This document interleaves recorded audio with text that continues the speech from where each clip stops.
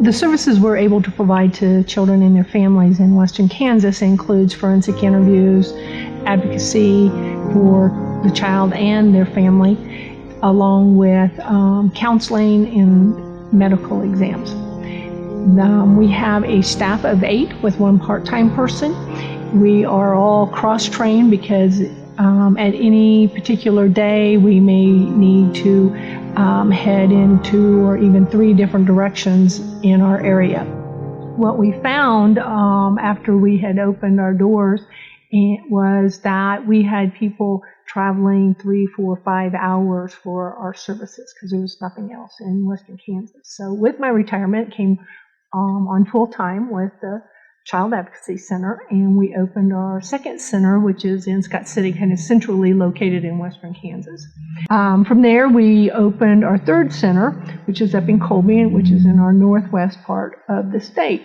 We thought we pretty much had it covered because any child maybe would have to travel an hour and a half to get services, which was better than 3 to 5 hours. What we found was only the worst cases were being brought to us because it still was a huge handicap for the families. It's hard for local agencies to come out of their county and possibly devote a whole day for these cases. That's when we developed the mobile concept, and we went and looked at Flagstaff that had a mobile child advocacy center. And we decided that was going to be something that would work great for us. So in 2007 is when we actually put our first mobile unit on the ground. And in that year, we saw a 150% increase in the number of requests. So what we learned was that if you want the services to be used, they have to be accessible. And now we do not only our Child Advocacy Center part, we do the medical, and we do the therapy mobile so that we can take the services right to the child where it's needed. The Western Kansas Child Advocacy Center, of course, we work with kids, children aged 2 to 18, and so we have that therapy that's trauma-focused and specific to child sexual abuse. When we look at the 30 counties we serve, many of those counties don't have any kind of specialized mental health treatment. And so we also realize people can't drive to come to us. They have to take kids out of school, they've got to miss work. And, even though it's very important they get this help, we still have to live our lives, and these families can't just get away and take their kids to get the services they need.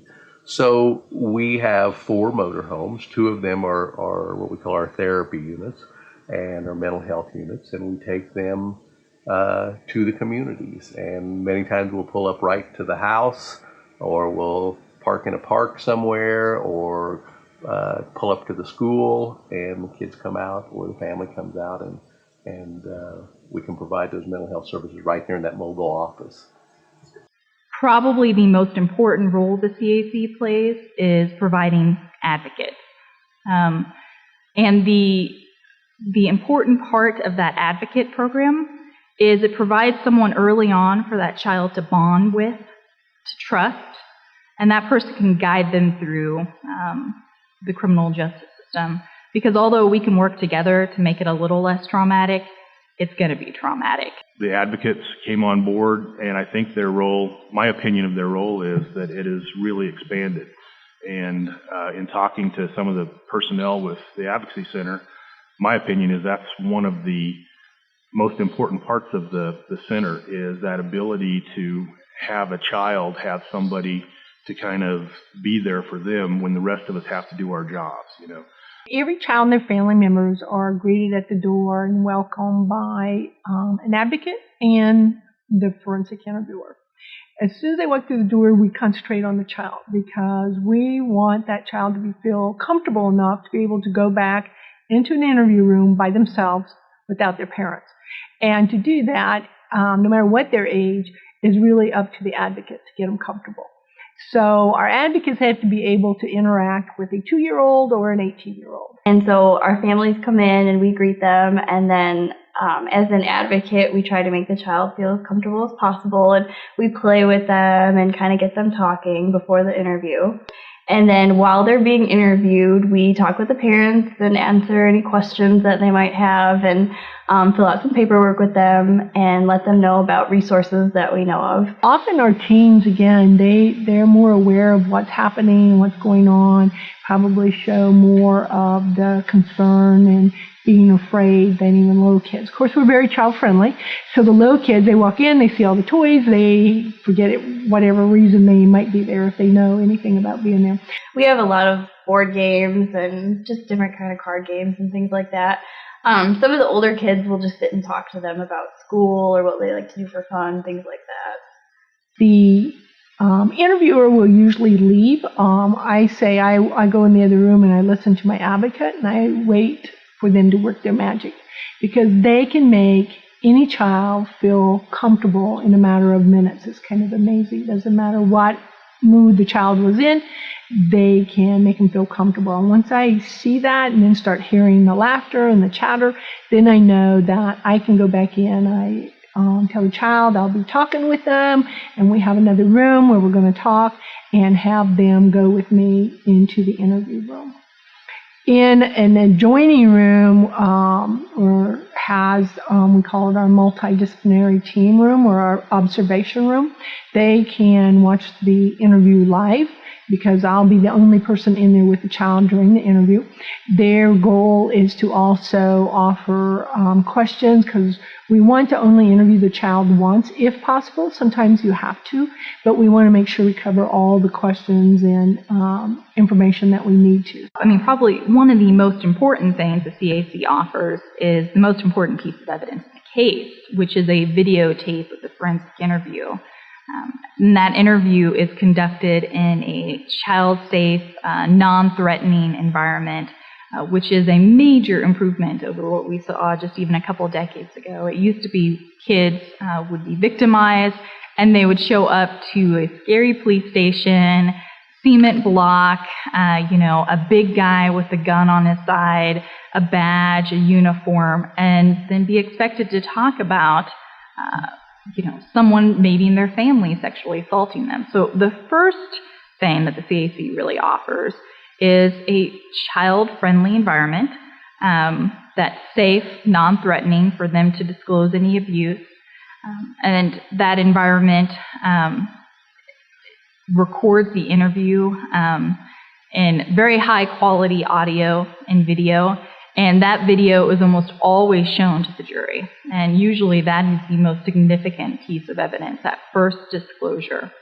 We kind of right now are using the interviewers that Western Kansas has. My primary goal has been to sit inside the unit and monitor via a video link with a microphone so I can interject questions. But I take notes of the interview and I evaluate the things that it's hard to evaluate when you're sitting and looking at a child in the eyes. You want to evaluate the actions, you want to evaluate how they project. And by allowing me to watch that, then that helps me prepare for my phase, and my phase is generally the suspect interview. That's where I shift gears, and I'm the guy that sits down across the table from someone asking about an allegation that's been made against them. The forensic interview is not designed to be therapeutic, but if done properly, it is very therapeutic. We see kids come out like a different kid. They've had a weight lifted off their shoulder. We get that report from the parents that, afterwards, they're like their old self. And so we get a very positive reaction.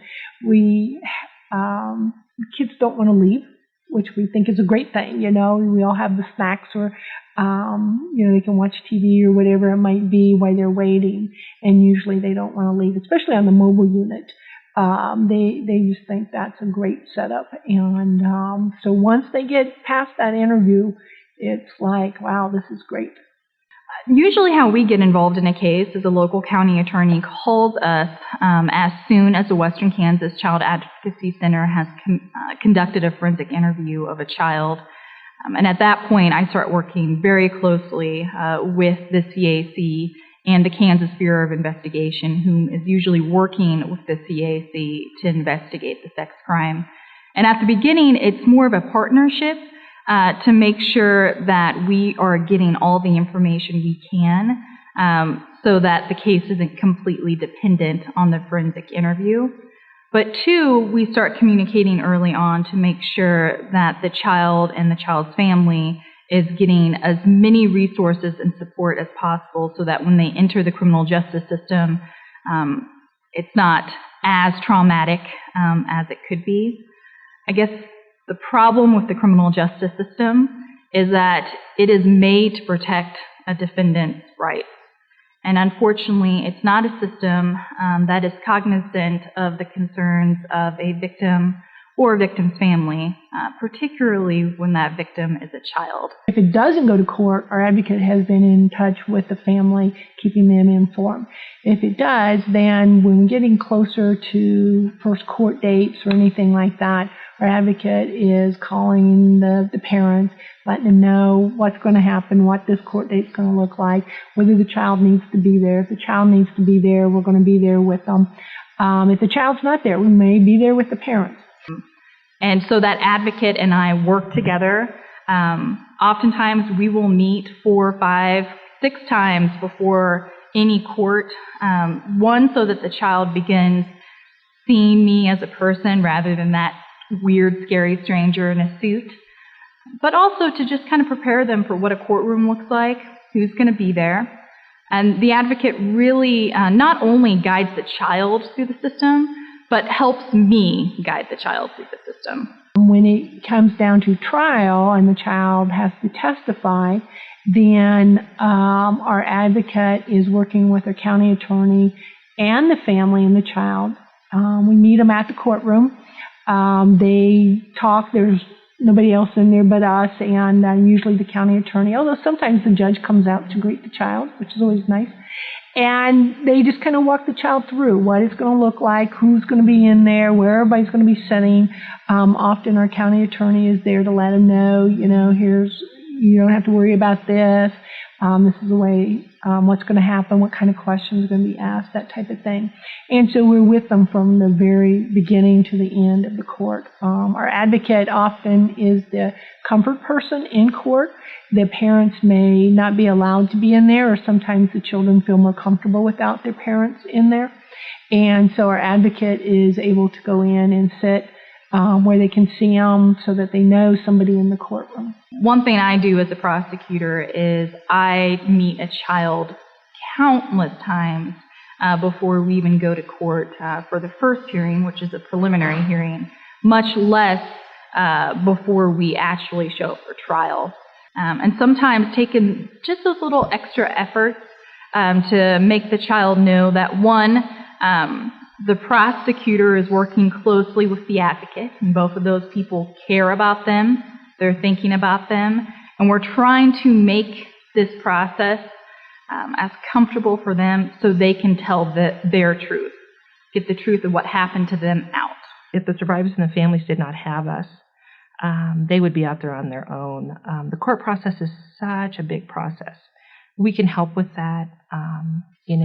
Sometimes it's such a process and people don't understand that.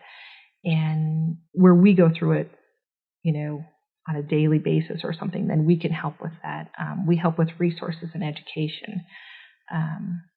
We do a great service to the survivors and their families. We have people ask us, well, how do you deal with this, day in and day out now for almost 10 years? And it really is not that difficult for us because we don't see the kids we deal with as broken. We see that they were put in a situation that they had no control over, and that we, can actually help them. People ask us every day why we do this job, and our answer is always we do it for the kids. If we weren't here for the kids, who would be here for the kids? Everything we do is about the kids.